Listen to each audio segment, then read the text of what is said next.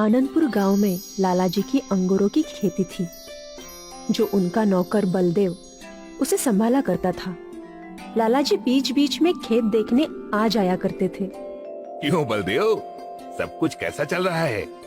सब ठीक है लाला जी। मैंने कल ही फसल में कीटनाशक दवाई छिड़की है। और जो मैंने नए बीज लाए हैं वो कैसे हैं? बहुत अच्छे हैं। ये देखिए, उन बीजों से मोटे मोटे अंगूर उग रहे हैं। अच्छी बात है। मोटे अंगूरों का ज्यादा दाम मिलेगा हमें। जी लाला जी। लालाजी ने बलदेव को पगार पर रखा था। बलदेव एक बहुत अच्छा किसान था, पर उसके पास खुद की जमीन नहीं थी। वो लालाजी के खेतों पर किसानी करता था और इसके बदले लालाजी उसे हर महीने तनख्वाह देते थे। रोज शाम 6 बजे बलदेव अपने घर के लिए निकल जाया करता था। एक दिन की बात है, बलदेव खेत पहुंचा और उसने देखा कि कई सारे अंगूर की गुच्छे गायब थी। कल यहाँ ढेर सारे अंगूर के गुच्छे थे, अचानक कहाँ गायब हो गए? पता नहीं, लगता है मुझे ही कोई आभास हुआ होगा कि यहाँ अंगूर लगे थे। खैर, जाने दो। बलदेव ने इस बात पर इतना ध्यान नहीं दिया और रोज की तरह अपना काम करने लगा। रोज रात 7 बजे वो अपने घर के लिए निकल जाता। अगले दिन भी वही हुआ। बलदेव अंगूरों के खेत पहुंचा और वहाँ कई अंगूरों के गुच्छे गायब थे। ये कैसे हो सकता है? मैंने कल ही यहाँ सच में अंगूरों के गुच्छे देखे थे। कुछ तो गड़बड़ है यहाँ पर। लगता है कोई मेरे अंगूरों को चोरी कर रहा है। अगर लाला जी को ये बात पता चल गई तो वो मुझे काम से निकाल देंगे। नहीं नहीं, मैं ऐसा नहीं होने दे सकता। मैं आज रात को उस चोर को कैसे भी पकड़ कर रहूंगा। बलदेव ने ठान ली कि रात को वो अंगूरों के चोर को पकड़ेगा। शाम के 7 बजे और बलदेव रोज की तरह अपने खेतों से निकल गया। पर इस बार वो अपने घर नहीं गया, बल्कि पास के एक बड़े पेड़ के पीछे छिप गया। बलदेव ने अपने साथ एक लाठी ले रखी थी। आज रात को उस चोर की चटनी बना दूंगा मैं। फिर वो कभी भी मेरे अंगूरों को चोरी करने के बारे में सोचेगा भी नहीं। बलदेव खेतों पर नजर लगाए बैठा था। आधी रात हो गई, लेकिन चोर अब तक आया नहीं था। अभी तक वो चोर क्यों नहीं आया? बलदेव परेशान था, पर फिर भी वो नजर रखकर बैठा था। आखिरकार सुबह 6 बजे जैसे ही हल्की रोशनी आई, रोशनी के साथ कुछ परियां उसके खेत में आ गई। बलदेव ने देखा कि उन परियों ने कुछ अंगूरों के गुच्छे तोड़ दिए। तो ये परियां हैं जो मेरे अंगूरों को चोरी कर रही थी। बलदेव दौड़ता हुआ खेतों में पहुंचा। आप सब तो परियां हैं, तो भला आप लोग मेरे अंगूरों को चोरी क्यों कर रही हैं? तो इस फल का नाम अंगूर है। हमारे परीलोक में ये नहीं उगाते, पर उस दिन हमने जब ये अंगूर खाए तो हमें ये बहुत पसंद आए। तब से हम इन्हें तोड़कर खा रहे हैं। पर आपकी वजह से मेरे मालिक मुझे नौकरी से निकाल देंगे। ऐसा क्यों? ये अंगूरों के बाग लाला जी के हैं। लाला जी हर महीने मुझे तनख्वाह देते हैं इन अंगूरों को उगाने के लिए। अगर आप लोग ऐसे ही सारे अंगूरों को खा लेंगी तो वो मुझे तनख्वाह नहीं देंगे और काम से भी निकाल देंगे। अरे रे, क्षमा कीजिए, हमें ये सब बातें पता नहीं थी। पर हमें ये अंगूर बहुत पसंद है, लेकिन हम तुम्हारे साथ भी अन्याय नहीं कर सकते। मेरे पास एक सुझाव है।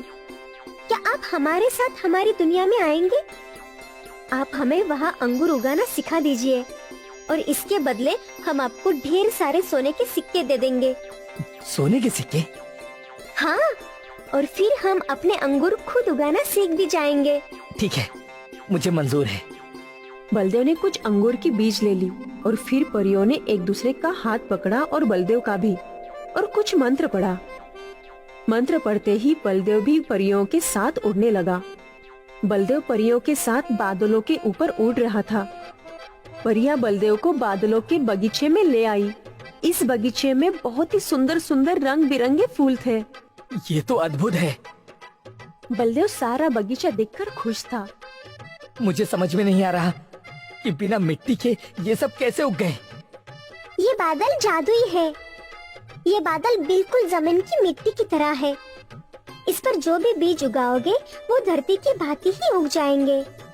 बलदेव ने उस बादल पर कुछ अंगूरों के बीज छिड़के और उसके बीच छिड़कते ही बीचों से अंगूर के पौधे निकल आए। काश धरती पर भी ऐसे आसानी से पौधे उगाए जा सकते। अंगूरों के पौधों को रोज पानी देना होता है और तो और इनकी जांच भी करनी होती है कि इनमें कोई कीड़े न लग जाएं। एक परी ने जादू किया और उनके सामने एक छोटा बादल आ गया। अब ये बादल रोज इन अंगूरों को पानी देगा। धरती पर पौधों को कीड़े लगते हैं, यहाँ नहीं लगेंगे। यहाँ मिट्टी नहीं है ना? हाँ, वो तो मैं भूल ही गया था। अब हमें क्या करना होगा? कुछ नहीं, समय पर पानी और अच्छी खुराक देने से ये पौधे अपने आप अंगूर उगाएंगे। बलदेव बोल ही रहा था कि उसके सामने वाले अंगूर के पौधे में अंगूर का एक गुच्छा दिखने लगा। वो देखकर परिया बहुत खुश हुई। वो देखो, वहाँ अंगूर उग गए। अब हमें धरती पर जाने की कोई जरूरत नहीं। स्वादिष्ट अंगूर हम खुद अपने ही बादलों पर उगाएंगे। आपका बहुत बहुत धन्यवाद। जी। परी ने फिर से जादू किया और बलदेव के हाथ में एक बहुत बड़ा मटका आ गया। इस मटके में सोने की मोहरें थी। इतनी सारी सोने की मोहरें देखकर बलदेव की आंखें फटी की फटी रह गई। हमें जब आपकी जरूरत होगी हम वापस आपसे मिलने आएंगे। हाँ हाँ। परियों ने जादू किया और बलदेव परीलोक से गायब हो गया। वो वापस उसी अंगूरों के खेत में था। उसके हाथ में वो मटका भी था। बलदेव वो मटका लेकर अपने घर गया। इतने सारे सोने के सिक्के, ये कहाँ से मिले आपको? बादलों पे खेती करने के लिए परियों ने दिया है। परिया? बलदेव ने अपने परिवार को पूरा किस्सा बताया। आपकी ये दोनों बातों पर मुझे विश्वास नहीं हो रहा। पहली कि हम अमीर बन गए और दूसरी ये कि बादलों पर भी खेती होती है। अब तुम मानो या ना मानो, पर सच तो यही है। बलदेव ने बड़ा सा घर खरीद लिया और अपनी खुद की जमीन भी। इस जमीन पर उसने भी अंगूर की खेती शुरू कर दी। अब उसे पैसों की बिल्कुल चिंता नहीं थी। वो परियों का शुक्रगुजार था। बादलों पे खेती करने से उसकी किस्मत ही बदल दी।